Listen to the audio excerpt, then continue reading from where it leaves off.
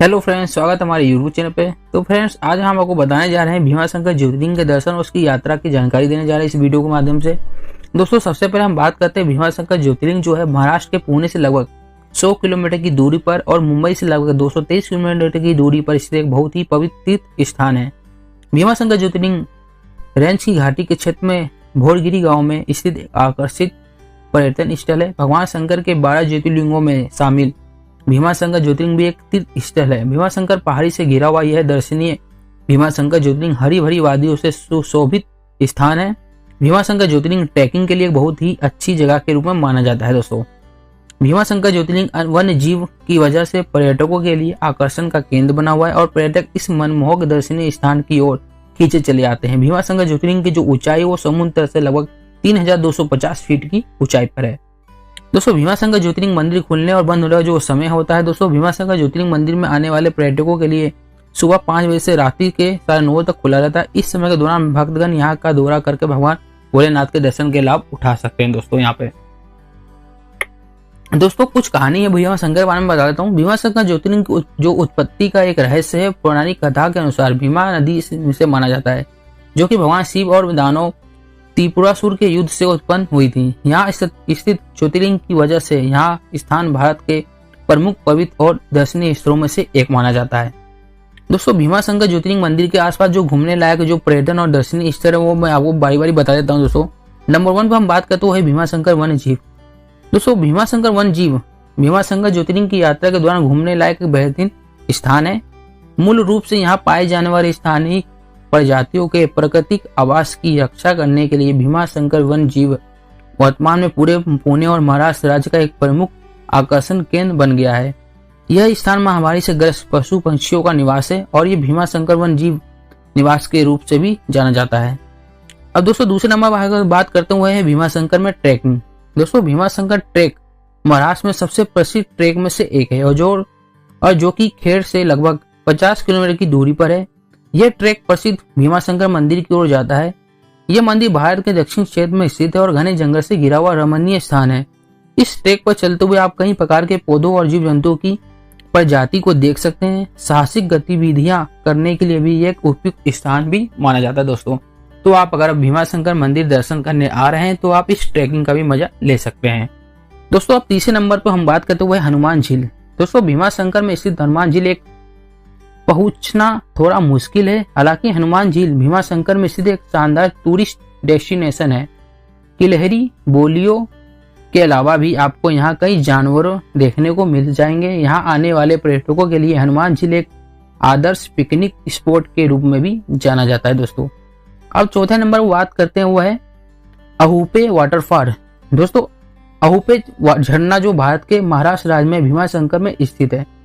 इस वाटरफॉल के नजदीक एक वन्य जीव भी है और यहाँ से डिम्बे बांध बैक वाटर का एक सुंदर दृश्य भी नजर आता है।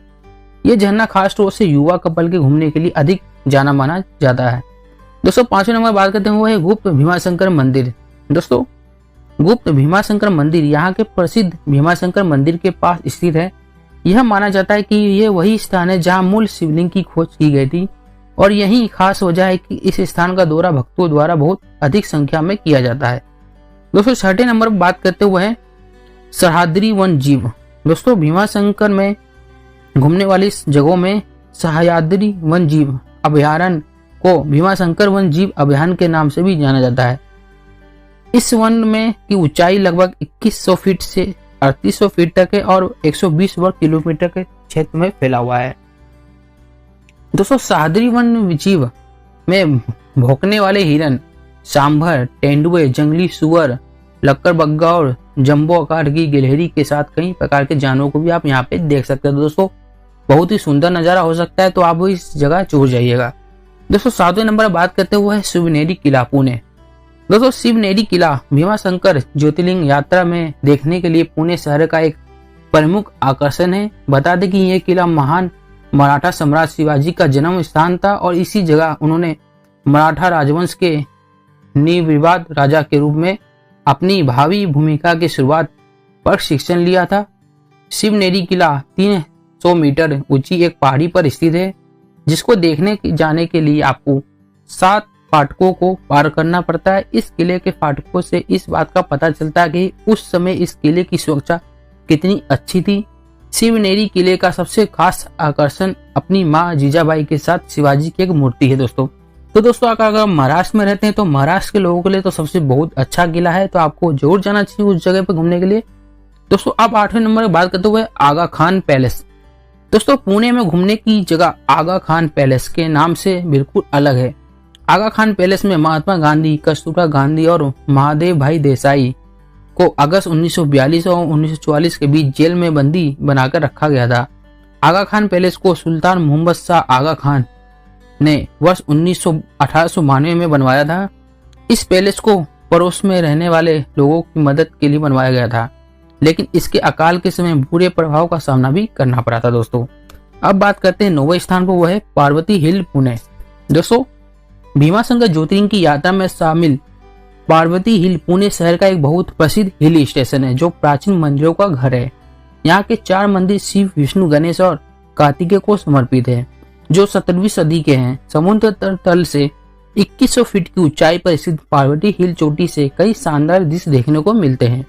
पहाड़ी में बने हुए पार्वती संग्रहालय में आप कई पांडुलिपियों, तलवारों, बंदूकों, सिक्कों और चित्रों के संग्रह को देख सकते हैं। इस संग्रहालय में पेशवा के शासकों के चित्र भी आप देख सकते हैं। तो दोस्तों अगर आप इस मंदिर में दर्शन करने के आ रहे हैं तो भीमाशंकर आ रहे हैं तो आप वहां जाके इन चीजों को भी देख सकते हैं। दोस्तों नंबर 10 की बात करते हैं, वो है राजगीर का किला। दोस्तों भीमाशंकर ज्योतिर्लिंग के पर्यटन में शामिल राजगढ़ का किला पुणे में 4600 फीट की ऊंचाई पर पहाड़ी पर स्थित है जो 25 वर्षों से अधिक समय तक शिवाजी की राजधानी रहा है। इस स्थान पर आप एक शानदार ट्रैकिंग का अनुभव ले सकते हैं।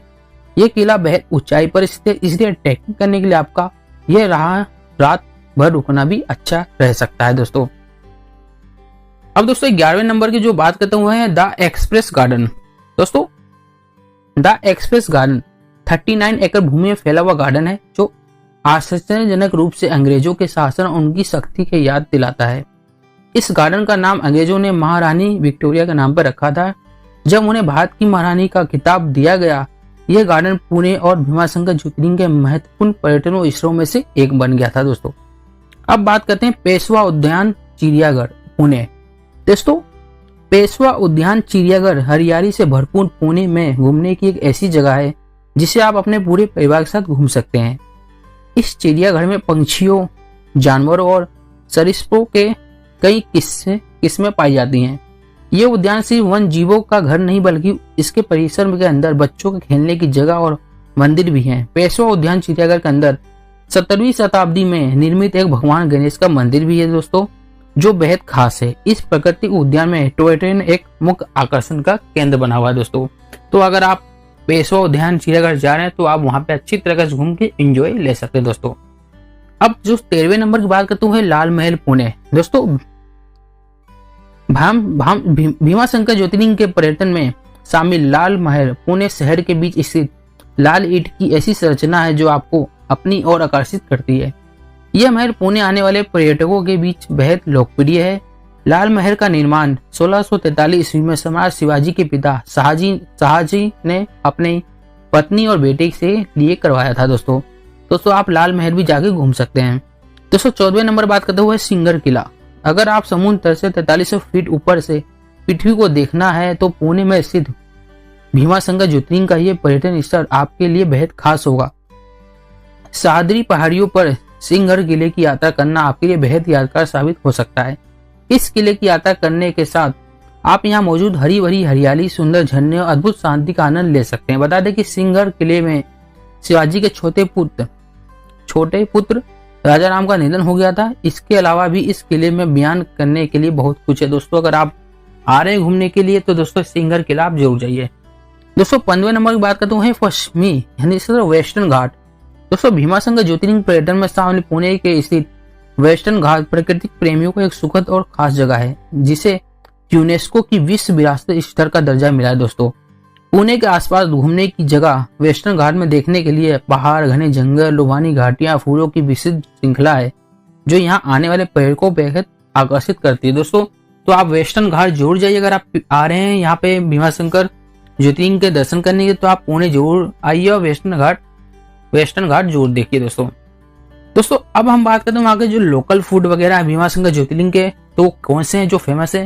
दोस्तों महाराष्ट्र एक ऐसा राज्य है जहाँ भोजन अपने स्वाद से आपको आश्चर्यचकित कर सकता है। दोस्तों महाराष्ट्र के मसालेदार भोजन में आपको रेगिस्तान स्वाद भी मिलेगा। यहाँ की प्रसिद्ध भोजन में वड़ा पाव, मिसल, प्याज फ्राई का नाम शामिल है। इसके अलावा आप यहाँ पे चावल, दाल, चपाती और सब्जी रोजमर्रा का भोजन है। महाराष्ट्र के भोजन में अनगिनत किस्में मिलती हैं। अगर आप भीमाशंकर ज्योतिर्लिंग की यात्रा पे हैं तो यहाँ की बंगाली मिठाई का स्वाद आपको लेना बहुत ही जरूरी है। उसको भूलना मत। अगर आप यहाँ आ रहे हैं तो बंगाली मिठाई का स्वाद जरूर चखिएगा दोस्तों। अब दोस्तों बात करते हैं कि भीमाशंकर ज्योतिर्लिंग मंदिर के दर्शन करने का जो अच्छा समय है वो कौन सा है दोस्तों भीमाशंकर ज्योतिर्लिंग की यात्रा का सबसे अच्छा समय जो है वो नवंबर से फरवरी माह के बीच का होता है, क्योंकि इन महीनों में भीमाशंकर ज्योतिर्लिंग का दृश्य बहुत ही मनमोहक लगता है और हल्की हल्की सर्दी की फीलिंग के साथ यात्रा करने का भी बहुत ही अलौकिक आनंद होता है। लेकिन आप वर्ष में किसी भी महीने के दौरान भीमाशंकर ज्योतिर्लिंग की यात्रा पर जा सकते हैं दोस्तों। अब दोस्तों बात करते हैं कि आपको भीमाशंकर ज्योतिर्लिंग कैसे पहुंचना है। दोस्तों यहाँ पे आप by flight, by train, by bus, तीनों साधन से आप यहाँ पे चुनाव कर सकते हैं। दोस्तों सबसे नंबर बात करनी यहाँ से फ्लाइट की, तो दोस्तों फ्लाइट से भीमाशंकर ज्योतिर्लिंग जाने के लिए आपको हवाई मार्ग की योजना बनाई जा सकती है। आप बता दें कि भीमाशंकर का अपना कोई हवाई अड्डा नहीं है। भीमाशंकर का सबसे जो निकटतम हवाई अड्डा हुआ पुणे हवाई अड्डा। पुणे से जो भीमाशंकर ज्योतिर्लिंग की जो दूरी है वो 109 किलोमीटर दोस्तों। हाल फिलहाल 3 घंटे में आप नॉर्मली जा सकते हैं।